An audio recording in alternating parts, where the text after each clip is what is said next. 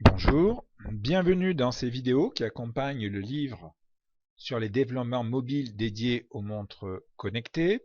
Ce livre a été écrit par Philippe Lacombe et Raxme Pan et a été publié aux éditions Ellipse. Le contenu de ce livre est centré sur les développements Android et Tizen. Dans le contenu de ce livre, on apprend en particulier à programmer les montres proposées par Samsung ou Sony, et on va rappeler les fondamentaux liés à la programmation de ces différents objets. Nous sommes des auteurs qui venons du monde universitaire. Nous avons publié déjà chacun des livres dans la collection Ellipse, mais aussi dans d'autres collections, et nous sommes des enseignants-chercheurs de l'université actifs dans des domaines de recherche variés qui vont des web services jusqu'aux problèmes d'optimisation. Vous pouvez, si vous le souhaitez, nous retrouver sur les pages auteurs du site Amazon. Vous trouverez sur ces différentes pages une courte présentation de nos travaux et de nos ouvrages pédagogiques, que ce soit en ce qui concerne Philippe Lacombe ou Raxme Pan. Nous vous souhaitons une très bonne lecture du livre et nous espérons que vous trouverez dans les différentes vidéos les réponses à vos questions et que ces vidéos vous aideront à approfondir le contenu du livre. À très bientôt.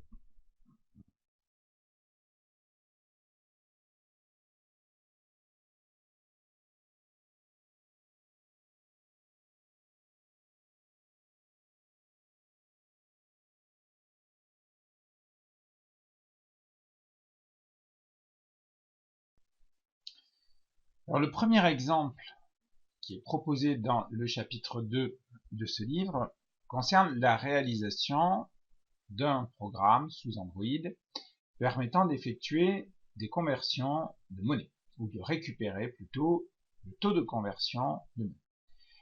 Pour cela, il a été tiré parti d'un web service qui est référencé sur le site webservicex.net. Et le web service qui nous intéresse s'appelle Currency Converter. Ce web service couvre presque toutes les monnaies existantes et en particulier, il couvre l'euro vers presque toutes les monnaies du monde. La liste de ces monnaies est disponible sur la page web du web service. Le fichier WSDL, quant à lui, qui nous intéresse, se retrouve ici dans Service Description et le lecteur pourra le parcourir. Il contient bien sûr la liste des monnaies acceptées par le web service ainsi que la liste des méthodes qui sont exposées par le web service. En bas de la page principale se trouve dans la section Conversion Rate se trouve une partie avec un formulaire et ce formulaire permet de tester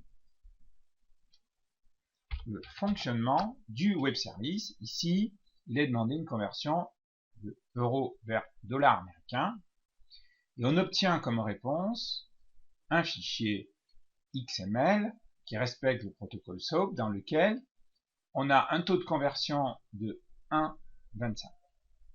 Donc cela montre clairement une partie du travail qu'il va falloir faire lors de la réalisation.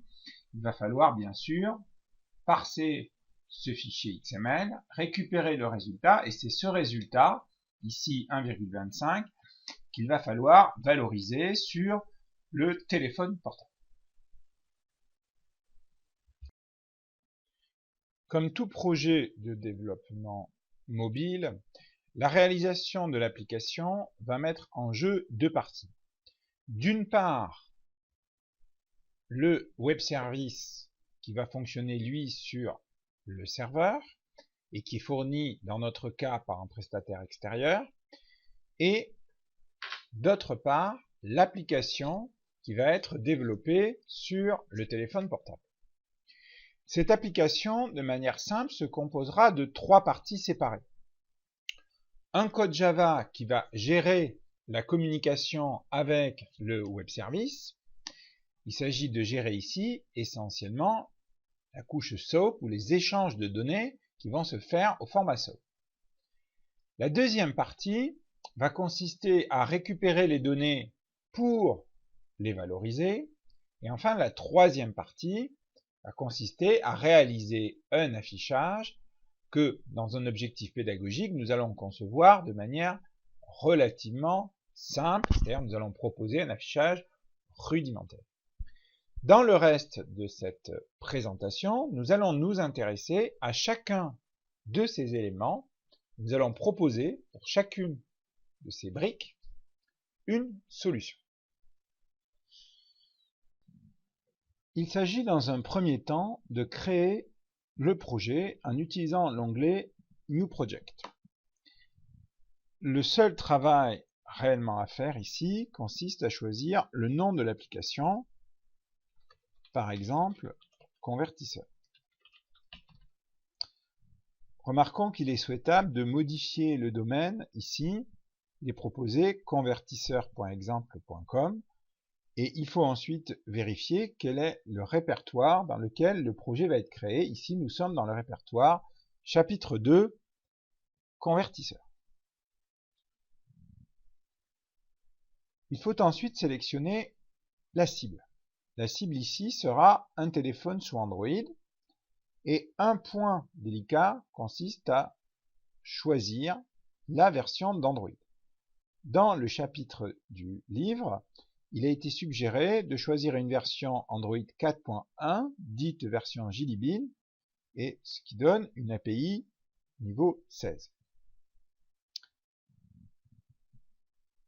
Ensuite, il faut choisir quel est le type d'application que l'on va générer de manière automatique. Ici, nous avons une application vide, une blank activity, pour lequel l'environnement va proposer un certain nombre de noms par défaut.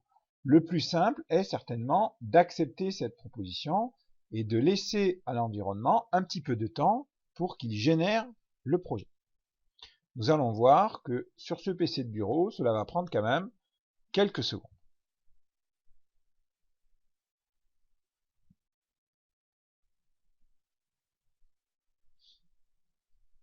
La génération est maintenant terminée. Nous avons sur la partie gauche le projet, convertisseur. Au centre, l'éditeur qui va permettre de modifier et d'ajouter du code. Et à droite, nous avons ici un émulateur qui est directement intégré dans l'environnement de développement. Alors, avant de commencer à proprement parler le développement nécessaire pour réaliser l'application, il vaut mieux lancer l'exécution et vérifier que le projet compile et se déploie normalement sur l'émulateur. Ici, rappelons que dans le chapitre du livre, nous avons déjà au préalable créé un émulateur de téléphone Nexus que l'on retrouve immédiatement après la compilation dans la fenêtre Choose Device. Il suffit alors de sélectionner ce téléphone, ce qui va entraîner la compilation et le déploiement du code dans l'émulateur. On retrouve alors le programme classique Hello World qui fonctionne dans l'émulateur Nexus. Une fois cette étape réalisée, eh bien, on s'est assuré que l'environnement est parfaitement opérationnel. La première étape du travail consiste à définir l'interface. Pour créer l'interface, le plus simple est de basculer l'affichage en mode design, ce qui permet d'avoir un accès direct à la palette. En haut, en utilisant le widget Large Text, on peut disposer sur l'émulateur les différentes zones à afficher. Ici, une zone de type large text dont il va falloir ensuite modifier le contenu en passant par l'attribut texte. On peut imaginer que ceci correspond à la monnaie initiale. Une fois disposée la zone large text, nous allons chercher un spinner, c'est-à-dire en fait une zone déroulante. Le spinner se trouve encore dans la catégorie widget. Attention, lors de cette étape, chacun des objets qui est posé sur l'interface a une position relative par rapport aux objets précédemment posés. Il est donc fortement conseillé de créer cette interface en commençant par les objets qui se trouvent en haut à gauche de l'interface. On réitère ensuite avec la deuxième zone de type large text pour lesquelles on va modifier l'attribut texte en mettant monnaie finale. Enfin, on rajoute un deuxième spinner comme celui-ci. Chacun de ces spinners permettra d'afficher la liste des monnaies disponibles ou la liste des monnaies que l'on va proposer à l'utilisateur. Ensuite, vers le bas, nous allons trouver un bouton qui se trouve dans la catégorie Text Field, ou plutôt l'affichage, la zone d'affichage. Le bouton, lui, est dans la catégorie Widget. Le voici. Et en bas de cette zone-là, on va rajouter d'une part le bouton, par exemple ici, et sous le bouton, une zone plain text qui se trouve dans la catégorie Text Field, de sorte que l'on aura un affichage identique à celui-ci. Pour bien illustrer notre propos, dans la zone plain text, nous allons rajouter ici ratio, pour que l'on puisse visuellement constater que le calcul n'a pas encore été effectué. Et ceux qui le souhaitent pourront aussi modifier le texte qui se trouve sur le bouton, par exemple ici, OK, ou tout autre texte permettant à l'utilisateur d'identifier que c'est avec ça qu'il va lancer le calcul. Le bouton et l'ensemble de toutes les zones peuvent être redimensionnés en fonction des besoins. Il s'agit ici d'un problème purement esthétique. Il s'agit ensuite de faire le lien entre les objets de l'interface qui sont spécifiés dans le code XML qui a été généré de manière automatique lorsqu'on a manipulé le GUI et le code Java. Cette étape est très détaillée dans le chapitre 2 du livre, mais rappelons l'essentiel, c'est-à-dire qu'il faut déclarer 4 variables dans le fichier myActivity.java. Ces 4 variables doivent être déclarées en haut de la classe et initialisées dans la méthode onCreate. L'initialisation de l'une de ces variables passe par l'utilisation de la méthode de la variable grand R qui va permettre de faire le lien avec l'objet graphique de l'interface, pour faire simple, avec un objet qui se trouve dans le fichier XML et qu'on va repérer par son identifiant. La deuxième étape consiste à s'intéresser au fichier string.xml. Pourquoi? Pour définir dans ce fichier un tableau qui va contenir la liste des monnaies. Alors il s'agit là bien sûr d'une solution qui n'est pas la solution idéale, mais d'une solution simple, facilement réalisable, dans laquelle on va définir un tableau, liste monnaie, et pour des raisons pratiques, dans notre exemple, la liste des monnaies est limitée à 4 monnaies, dont l'euro et le dollar, dont nous allons nous servir par la suite pour tester le bon fonctionnement de notre web service. Une fois ceci réalisé, il faut revenir au code Java du fichier myActivity.java. Pourquoi? Pour initialiser le contenu des spinners. Pour initialiser les spinners, il faut passer par la définition d'un adapteur. Ici, il s'agit du code proposé dans le chapitre qui, bien sûr, ne peut pas compiler en tant que tel, puisqu'il manque un certain nombre de fichiers dans la partie import, qui pour l'instant est déjà bien fourni, remarquons-le au passage. Il suffit donc d'utiliser le mécanisme automatique d'Android Studio en utilisant la combinaison de touches Alt-Entrée pour que les imports corrects soient rajoutés en haut de la classe Java et que finalement le code qui permet d'initialiser les spinners soit accepté par l'environnement. Afin de vérifier que le code proposé est correct, le plus simple consiste à compiler et à exécuter le code sur l'émulateur. Rappelons ici que l'émulateur est un émulateur de téléphone Nexus. Et on devrait voir apparaître une nouvelle version du programme dans lequel le contenu des spinners correspond bien à la liste des monnaies que nous avons rajoutées.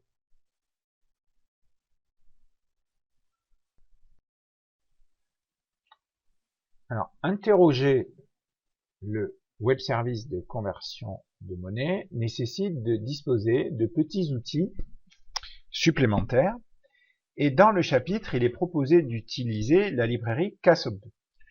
Nous vous invitons à consulter le chapitre pour avoir l'ensemble des détails nécessaires. Rappelons simplement que cette librairie doit être récupérée via le site web et insérée dans le projet.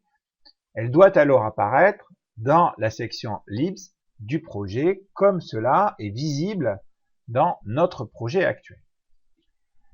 Il faut ensuite être capable de gérer l'événement clic sur le bouton, puisque c'est cet événement qui va déclencher l'interrogation.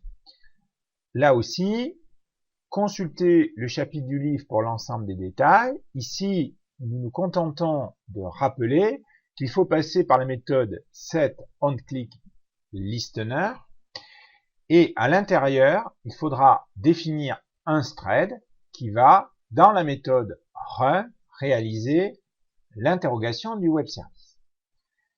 Pour interroger le web service, il faut dans un premier temps définir un objet de type SOAP-Object qui doit être initialisé avec l'adresse internet, ici appelée namespace, du site qui héberge le web service. Ici, rappelons qu'il s'agit de webservicex.net. Et d'autre part, le nom de la méthode qui va être appelée. L'étape d'après est une étape extrêmement simple. Elle consiste uniquement à aller récupérer le nom de la monnaie qui a été sélectionné par l'utilisateur dans le spinner. Interroger le spinner se fait par la méthode getSelectedView et ensuite on peut simplement récupérer le texte et renseigner cette fois-ci la partie property de la requête.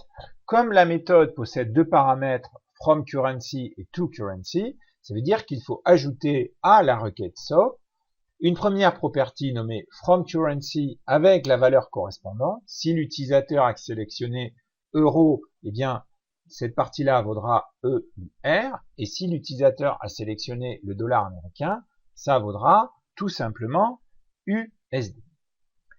Alors, ceci dit, il faut maintenant être capable de générer l'enveloppe SOAP et de transmettre cette enveloppe au web service distant.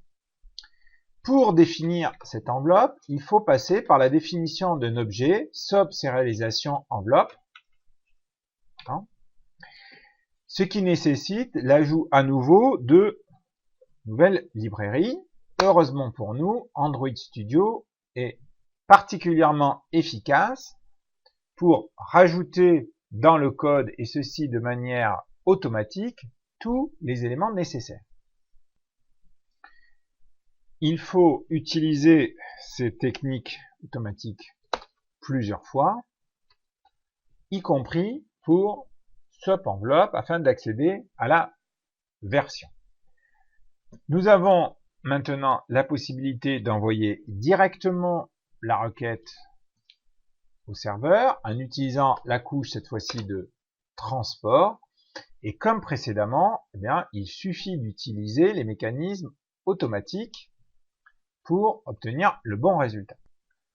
Alors, point à noter, il faudrait, et il est même obligatoire, encapsuler l'ensemble de ce code dans un try-catch. On peut imaginer une solution comme celle-ci, où finalement l'ensemble du code est protégé par un try-catch comme celui-ci.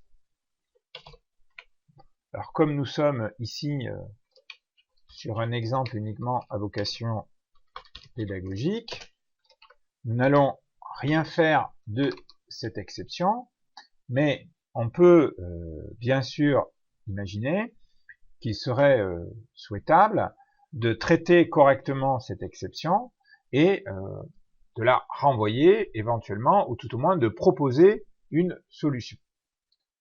Alors, il a été oublié ici l'accolade fermante qui permet de délimiter le bloc qui est protégé, entre guillemets, par le try-catch. La dernière étape à effectuer consiste à récupérer la réponse et à la valoriser sur l'interface. Alors, récupérer la réponse est une opération extrêmement simple qui consiste à appeler la méthode getResponse de l'enveloppe. Valoriser le résultat consiste à mettre à jour le champ de texte de la zone editText1 en passant par la méthode setText. Ainsi, on obtient un code comme celui-ci dans lequel on va retrouver deux parties, la récupération du résultat via l'enveloppe et sa valorisation sur l'interface. Alors pensons à terminer ce code en ajoutant la méthode start, de sorte que le thread qui va gérer finalement le code à exécuter au moment du clic sur le bouton puisse être immédiatement exécuté. Dernière étape avant de pouvoir tester le programme, il s'agit de modifier le fichier android-manifest.xml afin d'autoriser l'application à accéder aux ressources Internet.